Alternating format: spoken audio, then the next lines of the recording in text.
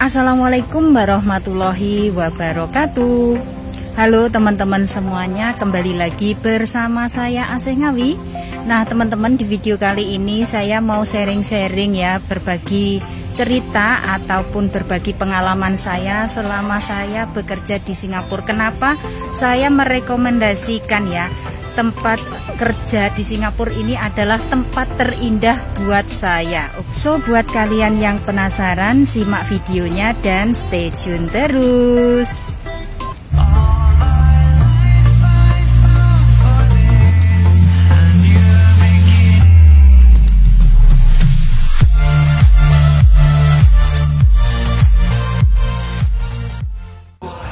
Nah teman-teman, di sini saya mau berbagi pengalaman saya ya, pengalaman selama saya berada di Singapura. Oke, kenapa saya bisa merekomendasikan Singapura itu adalah tempat terindah untuk mengais rezeki ya?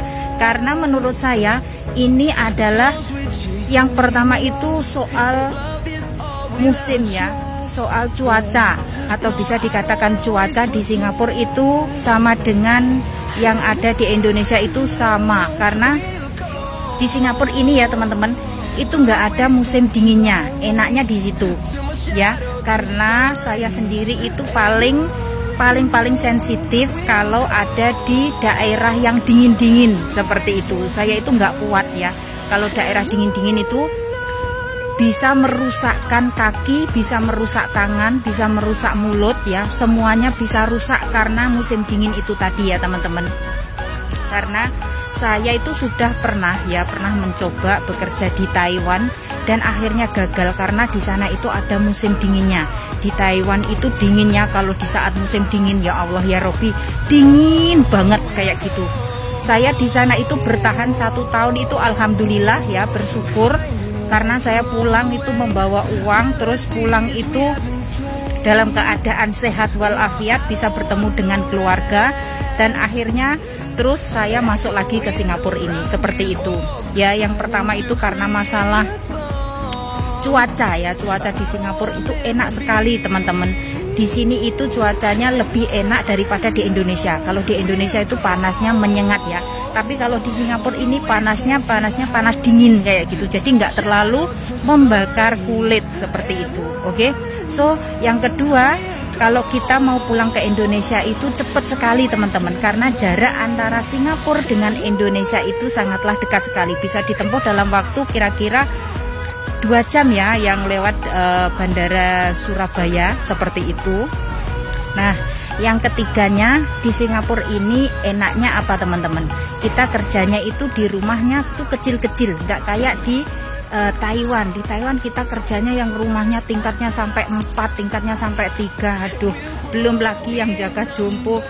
Kerjaan kita itu memang ya, kerja sebagai TKW itu serabutan ya. Selain kita menjaga anak atau menjaga jompo, kita juga bersih-bersih rumah, kita juga memasak seperti itu kan. Nah tapi enaknya di Singapura ini rumahnya kecil-kecil ya, tinggalnya di flat itu rumahnya juga kecil, yang tinggal di kondo rumahnya juga kecil, tapi yang tinggalnya di banglo itu memang rumahnya itu tingkatnya 2 sampai tingkat 3 ya, tergantung pada tempat tinggal kalian masing-masing ya. Tapi di sini saya itu selama bekerja di Singapura, saya itu selalu tinggalnya di flat teman-teman, di rumah apartemen seperti itu ya. Oke, so enaknya lagi yang membuat saya itu betah kerja di Singapura itu karena apa?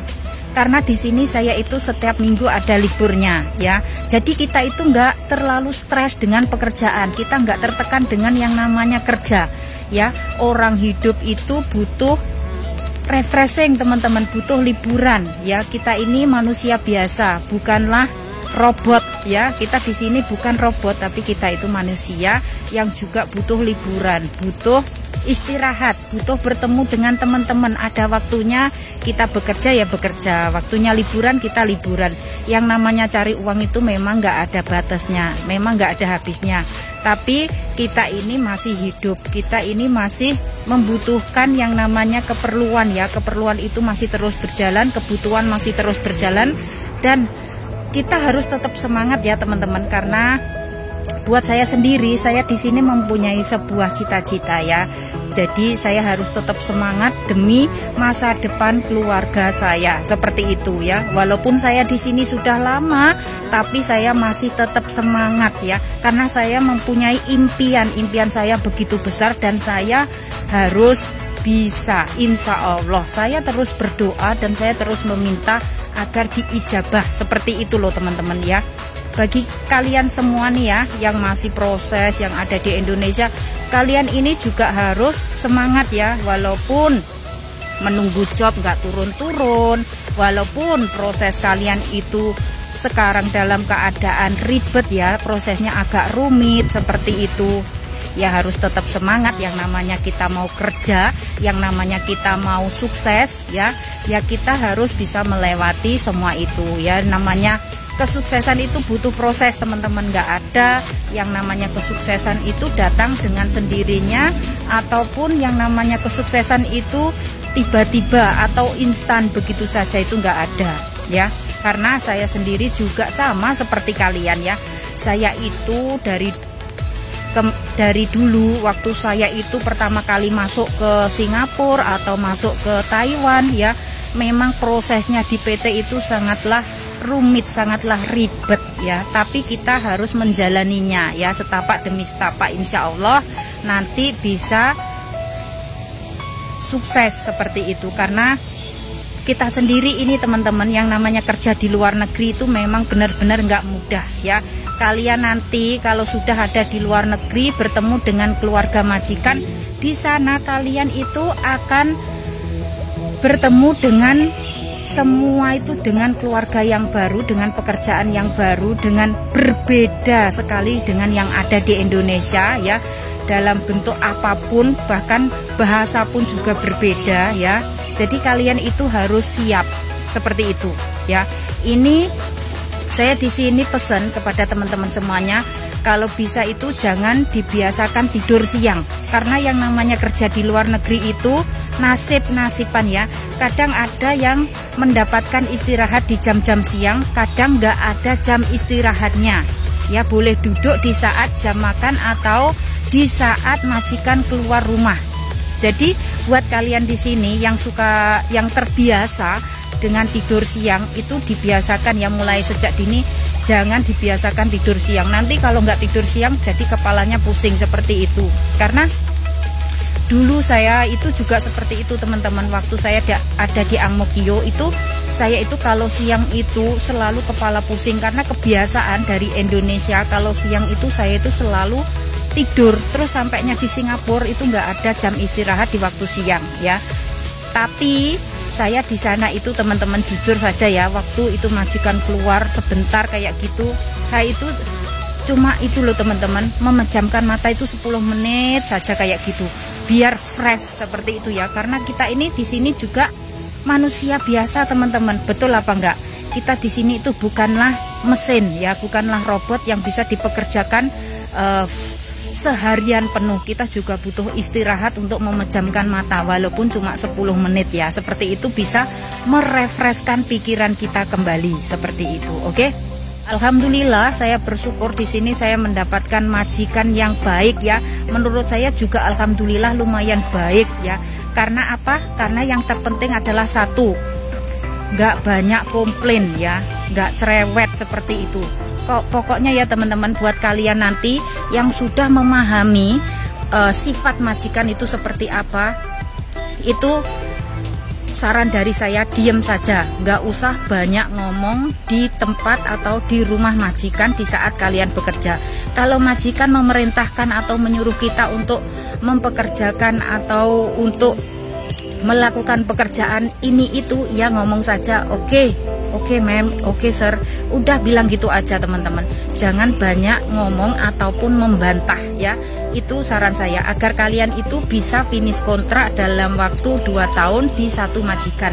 Tetapi kalau kalian nggak sabaran terus selalu mengikutkan emosi ya seperti itu, pasti nanti belum ada 2 tahun kalian itu terus bertengkar dengan majikan, dan ujung-ujungnya pasti kalian minta pindah seperti itu. Kalau bisa jangan ya teman-teman, karena kalau kalian nanti pindah majikan, yang rugi itu kalian sendiri. Di sana kalian akan tambah lagi potongan gaji ya.